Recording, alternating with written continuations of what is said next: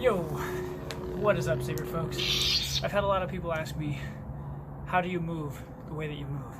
So really quickly, a few seconds, I'm just going to give you a couple quick tips that help you move a little bit more like me. A common theme in pretty much everybody that I see that's at least beginning in the saber or stunt fighting realm, it's that a lot of people will use their hands and arms kind of at length, not engaging sort of their body, or the body movements don't exactly coincide with what's going on with the saber.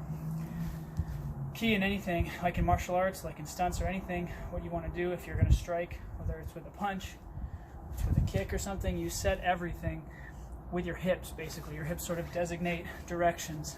And same thing when you strike, I'm shifting my weight to hip to hip. If I shift to the right, if I swing to the right, I shift to the right. Right? If I swing to the left, I swing, shift my body weight to the left. All of that is more engaging than up or down.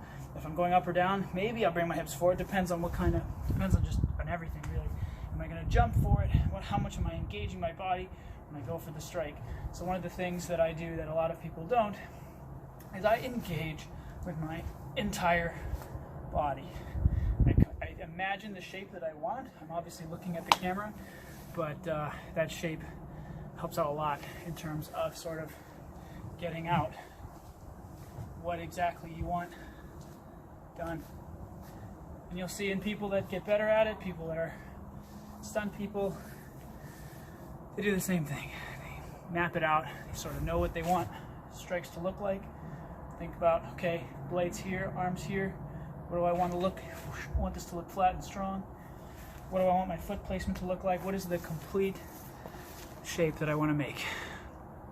One of the best ways to do this is find somebody that you think that you really appreciate their style, somebody that you enjoy watching, and try to emulate them. And you got to be a combination of realistic and also nice to yourself, right? Because you got to be encouraging enough to want to go out again, but you also need to be honest in saying, does this look like what I want it to look like? And if it doesn't, you have to be real with yourself and say, no, it doesn't. Okay, what are the things I need to do to get better at it?